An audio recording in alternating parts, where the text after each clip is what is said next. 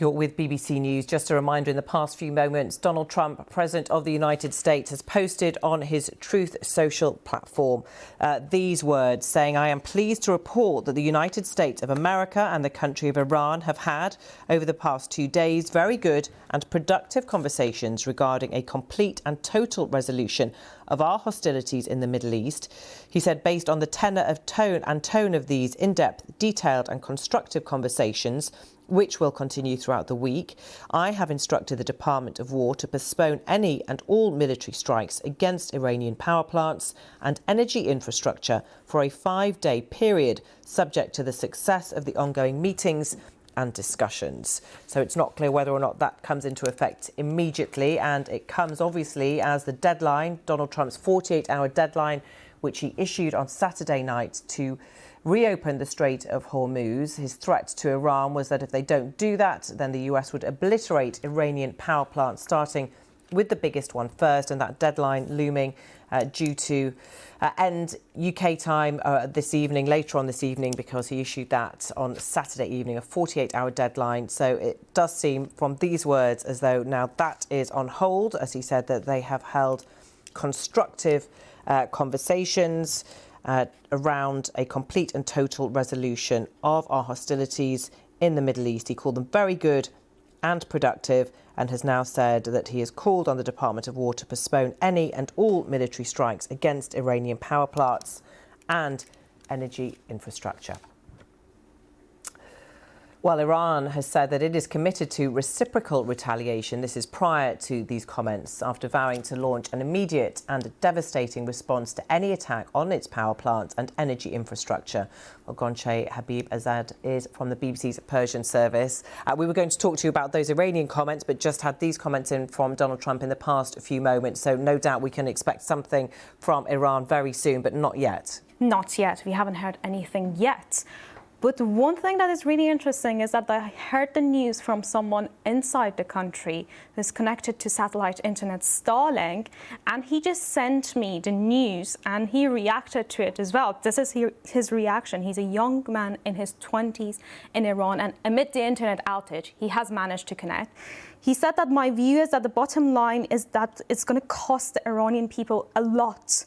Whether the Islamic Republic remains or goes, and they realize that they're on their last breath, and they're going to increase the cost to Iranian people as much as they can. This was a view of a young Iranian man in Tehran just now that I've got the reaction of him. And I have been hearing lots of reactions since yesterday to Trump's threat that he's going to attack energy infrastructure in Iran. People were anxious, they were worried about what's going to happen next, and they were saying, some of them, that this is not going to help Iranian people. This is an attack. This will be an attack, if it's happening, on what belongs to the people, some even who supported the bombings on Iran, which there are some still inside who support the bombings. They were saying this is not correct, and they were changing their views. At the same time, some that I've been talking to, they just want an end to this war. People in Iran have been receiving threatening messages by the authorities not to go out and protest against the establishment, as we saw that there were deadly protests in January. There are security checkpoints everywhere, as I've been told. And also pro-establishment crowds come out every night to rally for the establishment. Meanwhile, the sense in the country is that it has a supreme leader that we have not heard or seen on Iranian media since his succession in early March. The country is a huge one, and it's very difficult to get a sense, isn't it, of exactly how people are feeling. You've given us a snapshot there. Is your sense from anybody that you are managing to be in contact with that there are cracks in the regime? As you say, nobody's seen from the new supreme leader. The Iranian regime appears defiant at the moment. Is there a sense that this could be impacting on them, this war? We don't know. I mean, obviously it has had an impact on them. But the voices that I'm getting, they're from those that the main priority is the internet, and they want to stay connected. And also their opinion on Iran's supreme leader is kind of nuanced, because they don't know who he is. He has been described as a man in the shadows. He has been described as someone who has massive influence over Iran's revolutionary Guard Corps. But We don't know much about him yet. All we have seen so far were written messages by him, read by a presenter on Iran State TV, and we don't know how he's going to navigate. But from the messages, it's apparent that he's following the guidelines and the same line of his father, Ayatollah Ali Khamenei, who was killed in the first day of strikes on Iran. And his father was Iran's supreme leader for years. And we saw him in recorded messages and recorded videos. But we are not seeing anything from Mojtaba Khamenei yet. How is the war affecting everyday life in Iran when it comes to food? Obviously, people can't move around. Iran is a big country. But the targets, are they very specific, or is it impacting everybody across the country? That's a very difficult question to answer because of the internet outage. We don't see much about what's going on inside. The photos, videos coming out of the country are limited. And also Iran State TV doesn't show much of the strikes on the country. We might just see them reacting to one strike in the country, but we don't see any photos or videos of it. And with the internet limitation and the threats by the authorities that are saying no one should send information to outside and they're going to be prosecuted. So that has caused a fear among people to send information to foreign-based outlets like BBC Persian. Yeah, and this idea of the US targeting Iranian power plants. At the beginning of this war, the notion was that they wanted to target the military assets to be able to degrade their missile sites.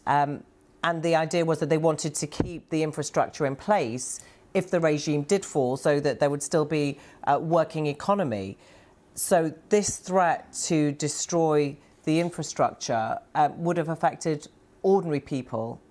It would have affected everyone in the country, even those who are connected via Starlink. Their modems are connected to electricity. So if that goes blank, we are not going to hear even those voices of those against the establishment. It's not just that, it's going to impact every single aspect of daily lives in Iran. So far, they don't have internet, but at the same time, it's going to impact everything. It's going to impact water as well, not just electricity, because everything runs with electricity inside Iran.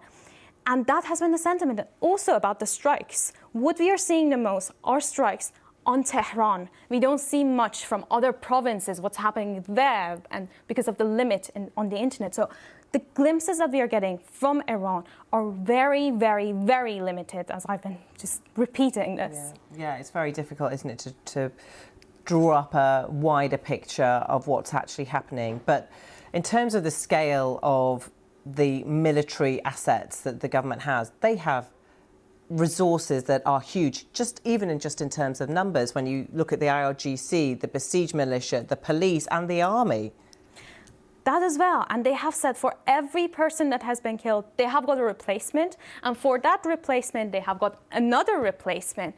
And we know that there are hundreds of thousands of people supporting Basij, or they're members of Basij, which is Iran's paramilitary force. And that has been the case so far. We don't know how much they can go on with this momentum, because they have lost so many military commanders, but they have replaced them. Maybe we don't see the names of the replacements because Iranian media have tried to keep it controlled and strict, but we know that they're getting replaced and replaced. We are not seeing, in comparison with the IRGC and the government, it seems like less have been taken down from the government, but that's not an assessment that I can make, because we see that Iranian outlets are very shy sometimes to report on the deaths of people. They sometimes delay it as well. That has been the case so far. Gonche, thank you very much. Let's just update our viewers on the situation when it comes to oil, because as soon as Donald Trump released that statement on Truth Social, the price of oil, which was around $114 a barrel, has now gone down to $97 a barrel. So instant market reaction to that. The FTSE 100 is also now up 0.5%. Do stay with us here on BBC News for all of the latest.